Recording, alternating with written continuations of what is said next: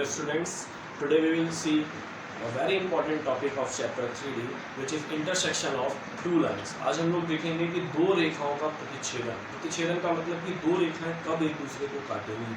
ऐसा नहीं कि सारी लाइनें एक दूसरे को काटने लगती हैं, ठीक है। हम लोग अब यहाँ पर कंडीशंस फाइंड करेंगे सबसे पहले कि कब लाइंस एक दूसरे को इंटरसेक्ट करेंगी, और अगर इंटरसेक्ट करेंगी मतलब प्रतिच्छेद करेंगी तो उनका प्रतिच्छेदन बिंदु कैसे ज्ञात किया, ठीक है। तो सबसे पहले हम देखते हैं, यहाँ पर हमें दो लाइंस दी गई हैं आपको, ये कार्टेशियन फॉर्मेट में हम लोग पहला क्वेश्चन देख रहे हैं। तो कार्टेशियन फॉर्म में आपको two lines are given there, line 1 and line 2। पहली लाइन है x - 1/2 y - 2/3 is equal to z - 3/4, this is the first line, and this is the second line, x - 2/5 y - 1/2 is equals to z. We can also write this equation in the form of z - 0/1. okay?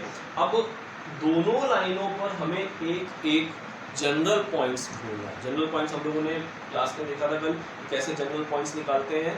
अभी देख लेते हैं general points कैसे निकालेंगे नहीं यार। तो general points निकालने के लिए सबसे पहले जो भी लाइन हमें दी गई है उस लाइन को किसी न किसी पेरीमीटर के इक्वल कंसीडर कर लेंगे। तो हमने यहाँ कंसीडर कर लिया लैम्डा के। दूसरी लाइन को एक अलग पेरीमीटर ले सकते हैं, तो हमने ले लिया म्यू के इक्वल्स। ओके, तो हमने यहाँ पर पेरीमीटर लैम्डा लिया और यहाँ पर पेरीमीटर ले लिया म्यू को। अब बारी बारी से इन सबको अलग अलग लैम्डा के इक्वल रखो। तो हमने लिया, देखिए the coordinates of any point on line 1, तो पहले x - 1/2 को लैम्डा के इक्वल रखा, यहाँ पर y - 2/3 को लैम्डा के इक्वल्स, यहाँ पर z - 3/4 को लैम्डा के इक्वल्स।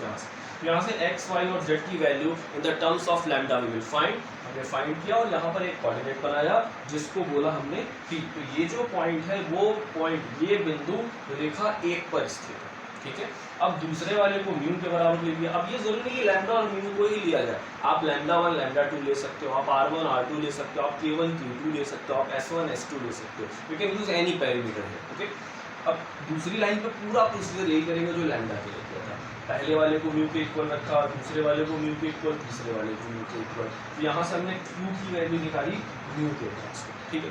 अब यहाँ पर एक लाइन मेंशन की गई, if the lines are intersect, ध्यान देंगे क्या लिखा है मैंने, if the lines are intersect then they have a common point. इसका मतलब क्या है कि अगर कोई भी दो रेखाएं एक दूसरे को काटेंगी तो जो उनका प्रतिच्छेदन बिंदु होगा वो पहली रेखा पर भी होगा और दूसरी रेखा पर भी होगा। ये चीज ध्यान रखेंगे कि जो हमारा प्रतिच्छेदन बिंदु होगा वो पहली रेखा पर भी होगा और दूसरी रेखा पर भी होगा। The intersect point of both the line lies on both lines, line L1 and line L2, okay.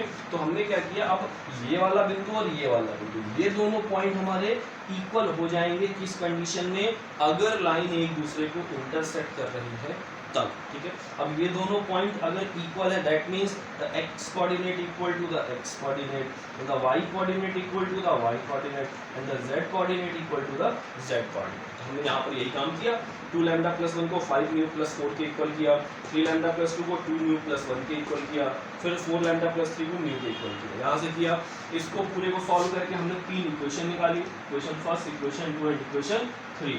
अगर ये लाइन एक दूसरे को इंटरसेक्ट कर रही हैं तो इनमें से कोई भी दो इक्वेशन को, any two equation you can take, हम इन दोनों में से कोई भी दो इक्वेशन को ले सकते हैं। तो उन दोनों इक्वेशंस को सॉल्व करेंगे तो दो अननोन लैम्डा और म्यू की वैल्यू आएगी। अगर लैम्डा और म्यू की वैल्यू तीसरी इक्वेशन को सेटिस्फाई कर गई then the line will intersect, otherwise not, okay. तो यही चीज हम यहाँ पे करने वाले हैं। अब लाइन 1 और लाइन 2, सॉरी इक्वेशन 1 और इक्वेशन 2 को हमने सॉल्व किया तो हमें दो रिजल्ट मिले, एक लैम्डा इज इक्वल -1 और म्यू इज इक्वल टू -1।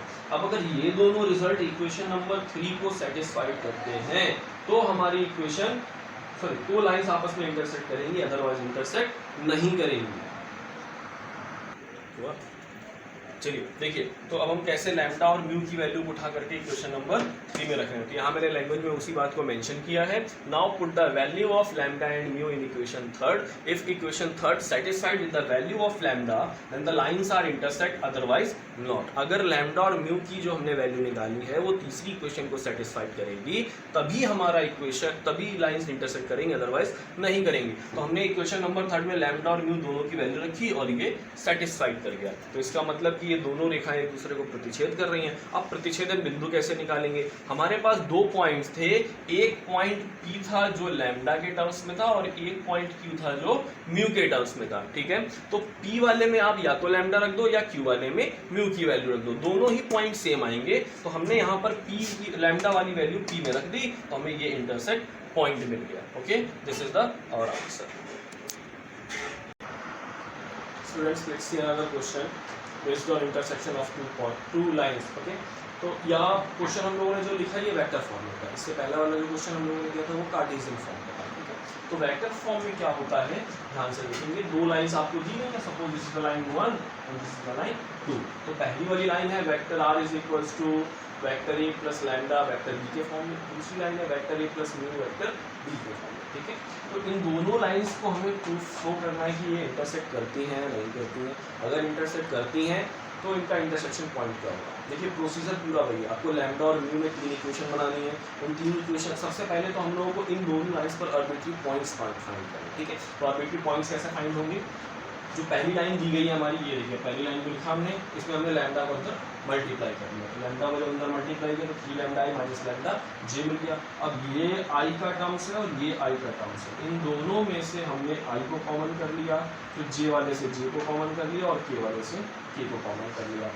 तो हमें आई का कोएफिशिएंट लैम्डा में, जे का कोएफिशिएंट लैम्डा और के का कोएफिशिएंट लैम्डा मिल गया। यही पूरा प्रोसीजर हमने सेकंड लाइन के साथ किया, तो हमें ये दूसरा पॉइंट मिल गया। ओके, अब ये दोनों ही लाइन, अब ये लाइंस की इक्वेशन है, अब ये पॉइंट्स में कन्वर्ट होंगे। ओके, तो if the lines are intersect then they must have a common point. वही पूरी बात है कि अगर लाइन एक दूसरे को इंटरसेक्ट करेगी तो ये दोनों एक ही कॉमन पॉइंट को रखेंगे और उस कॉमन पॉइंट को ही हम कहते हैं इंटरसेक्ट पॉइंट, दैट इज प्रतिच्छेद बिंदु। ओके, तो अब ये दोनों ही लाइन अगर एक दूसरे को इंटरसेक्ट कर रहे हैं तो ये दोनों पॉइंट आपस में इक्वल होने चाहिए। पॉइंट इक्वल होने का मतलब यहाँ पे जो आई का कोएफिशिएंट है और यहाँ पर जो आई का कोएफिशिएंट है ये बराबर हो, ये जो जे का कोएफिशिएंट है ये इसके बराबर हो जाए और जो के का कोएफिशिएंट -1 है वो इसके बराबर, ठीक है। तो यही काम हमने यहाँ पर किया। पहले हमने आई के कोएफिशिएंट को इक्वल किया, फिर हमने जे के कोएफिशिएंट को किया और फिर हमने के कोएफिशिएंट को किया। ये ऊपर लिख होता है कैसे किया, देखिए आई वाला आई के इक्वल, जे वाला जे के इक्वल और के वाला के इक्वल रखा।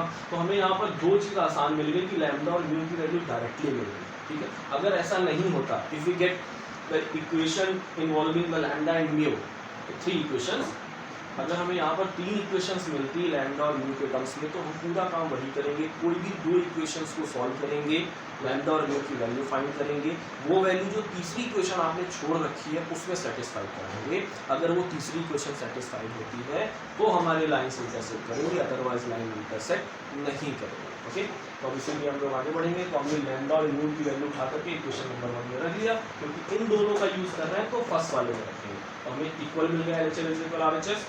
तो अब यहाँ किसका मतलब कि दोनों लाइन एक दूसरे को इंटरसेक्ट कर रही है। अब इंटरसेक्ट पॉइंट निकालने के लिए आप लैम्डा की वैल्यू लैम्डा वाली इक्वेशन में रख दो या फिर म्यू वाली वैल्यू म्यू की, किसी भी एक में रखेंगे अगर इंटरसेक्ट कर रहे हैं तो, ठीक है। दोनों सेम ही मिलेंगे। तो हमने लैम्डा इज इक्वल टू 1 पहले वाली इक्वेशन में रख दिया, तो हमने r की वैल्यू ये इक्वेशन ये वेक्टर के फॉर्म में मिल गई।